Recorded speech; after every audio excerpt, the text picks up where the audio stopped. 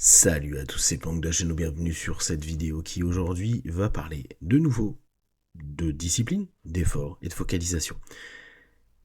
Pourquoi ? Parce que ces derniers temps, je discute avec un paquet de personnes et notamment des personnes qui vont aller à la retraite et qui me disaient « Moi, tu sais, à partir du moment où je serai à la retraite, je me prends plus la tête, je fais plus rien. » Donc on comprend bien, je vais plus travailler, ce qui est logique. Et je me laisse aller à la douceur de la vie. Je ne sais pas si vous vous en souvenez, mais il y a un certain temps, j'avais fait une vidéo justement sur cette espèce de paradoxe que l'on a et parfois qu'on ne conscientise pas par rapport au temps qui passe. Quand on passe à des nouvelles phases de notre vie, on vieillit tout simplement, et que on va, comme la retraite, qui peut être très symbolique là-dessus, avoir officiellement une autre organisation, on peut très bien se dire, moi maintenant, je vis tranquillement, sans me prendre la tête, posé. Et posez-vous la question à cet instant précis, j'imagine que pour vous c'est un peu ça. Peut-être que vous allez vous dire, je vais faire plein de choses, je vais m'amuser, je vais m'éclater, mais ce que vous allez diminuer, c'est la contrainte. Vous n'allez pas vous imposer plein de choses, vous n'allez pas vous discipliner à ce moment-là. Parce que justement, c'est ce que vous avez fait jusqu'à présent, vous êtes fatigué, votre corps est fatigué par le travail, par tout ce que vous avez vécu, et vous avez peut-être simplement envie de dire, justement, je me retire, j'arrête cette vie-là, et je rentre dans une autre vie. Seulement, et c'est là où ça pique un peu, plus on prend de l'âge, moins on doit être passif. Donc moins, paradoxalement, on peut flâner, glander et ne rien faire.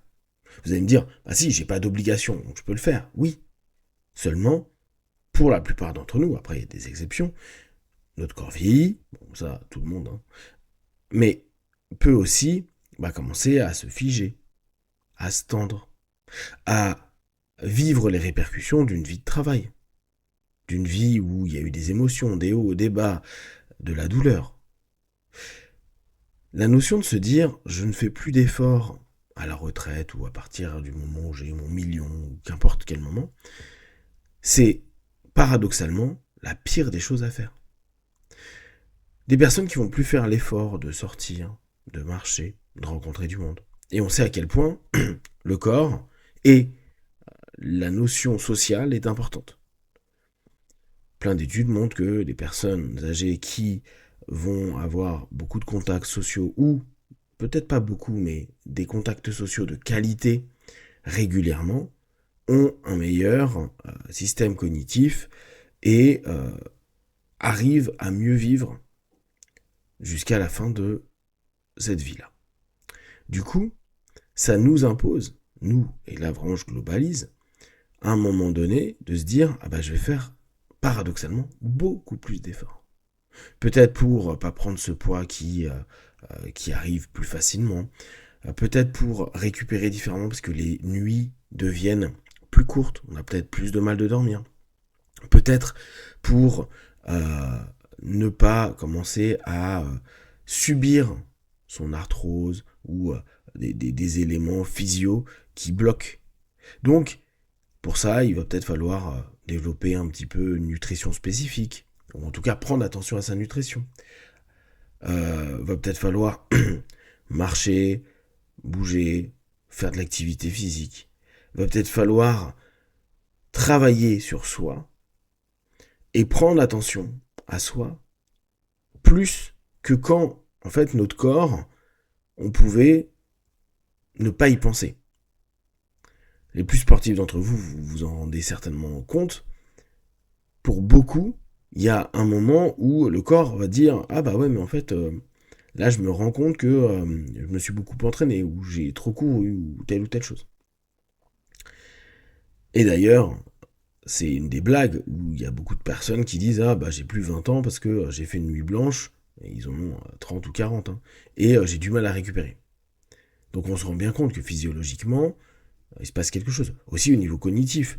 Parfois parce que vous avez saturé d'informations, parce que votre cerveau est plein, parce qu'il y en a marre, parce qu'il y a eu du stress, parce que plein de choses. De retravailler sa mémoire.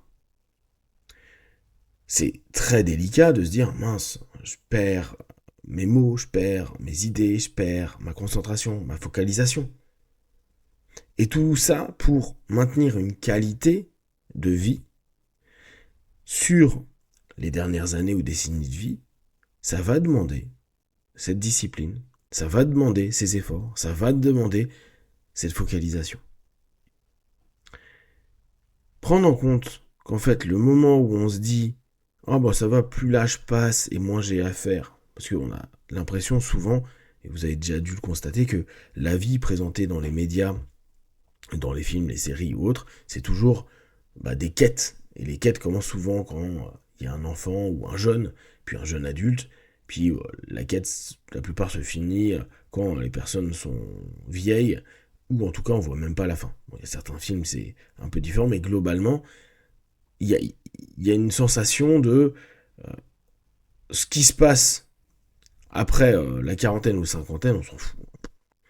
Maintenant qu'il y a une population qui vieillit un peu, je pense que le cinéma va se modifier, va tenter d'avoir plus de héros âgés, mais jusqu'à présent, c'était pas le cas.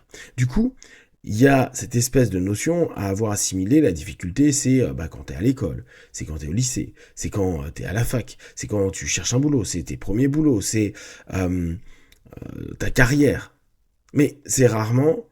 la difficulté, c'est la fin, parce que la fin, on va appeler ça la retraite. La fin, on va dire, c'est bon, tu te retires du monde actif, tu vas maintenant pouvoir, parfois d'une sémantique un peu méprisante, dire, tu vas pouvoir faire ton petit jardin, tu vas pouvoir glandouiller.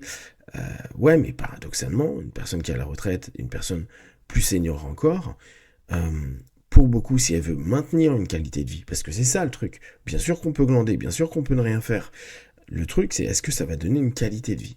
Est-ce que ça va apporter à ces personnes-là une belle fin de vie? Et se dire, je dois faire des efforts jusqu'à la fin de ma vie, réellement jusqu'à ma mort, alors que je me disais, je vais glander jusqu'à ma mort pour vivre bien, ça sonne pas cool. Je dois me discipliner encore, alors que depuis que j'ai 5 ans, on me casse d'aller à ici, là, faire ceci, faire cela. Maintenant, je veux être libre de faire ce que je veux. Certes. Mais est-ce que on va assumer à ce moment-là, je sais pas, d'avoir un problème de cœur, un AVC, tout plein de choses qui fait que, parce que notre hygiène de vie a été naze, à un moment donné, on commence à développer des trucs qui vont pourrir, justement, la fin de notre vie. Plutôt que se dire, si ma motricité continue à être là, c'est parce que tous les jours je vais marcher un peu, tous les jours justement je fais mon jardin, je monte, je descends, je m'occupe de mes plantes, je suis tout le temps en activité, je reste pas figé dans mon rocking chair en train d'attendre que le temps passe, etc., etc. Se préparer à un futur où, paradoxalement, vous allez aussi devoir vous discipliner, vous allez aussi devoir faire des efforts, vous allez aussi devoir vous focaliser. C'est peut-être pas ce que la plupart d'entre nous pensons. Beaucoup se disent, en gros, j'ai le temps du travail, vivement la retraite, je préfère ce que je veux. Si les personnes font plein de choses, c'est cool, mais si elles commencent à se faner, se figer, rester complètement dans un monde qui ne vit plus, il y a de fortes chances que le retour, et on le sait, ça va assez vite, d'un vieillissement accéléré, de pathologies qui se développent, peut arriver. Donc, il est peut-être intéressant, assez jeune, de dire, tu vois les efforts que tu fais maintenant, tu vas devoir en faire toute ta vie. Et peut-être pas les mêmes, pas de la même façon, il y a de l'expérience. En plus, plus le temps passe, plus on a vraiment des connaissances et du savoir par des experts, par des lectures, par plein de trucs qui peuvent permettre de dire, ok, je vais m'habituer dès maintenant à faire ça. On doit. Il peut être intéressant de se développer des patterns, des automatismes, qu'on n'arrête pas parce qu'on passe à un autre moment de vie, à un moment plus âgé. Se proposer, s'imposer ça, peut se apporter bien plus que l'effort qu'on aura fourni pour simplement le mettre en place. Je vous invite à faire une projection par rapport à vous plus tard, comme vous vous voyez, et ce que vous aimeriez faire et ne plus faire. Et par rapport à ce que vous faites aujourd'hui, les choses que vous vous imposez dans votre hygiène de vie, dans les déplacements, les voyages, etc. que vous faites, ce que vous n'aimeriez ne plus faire. Dire ça quand je serai à la retraite ou plus tard je le ferai plus. Et voyez ce que ça pourrait potentiellement faire si vous ne le faites plus. Et par quoi potentiellement vous pourriez le remplacer. Ça peut être des exercices intéressants pour vous dire comment je prépare, tout en écoutant aujourd'hui mon corps et son évolution, mon corps et mon esprit, pour, en gardant une discipline qui m'est constructive, vivre une fin de vie qui l'est tout autant. Si vous avez des questions et des remarques, vous les partagez sur Facebook, YouTube, j'y répondrai le plus rapidement possible. Comme d'habitude, de tout ce que je propose, ne prenez que ce qui est bon et juste pour vous. Testez, observez, analysez et concluez. Be one. Ciao.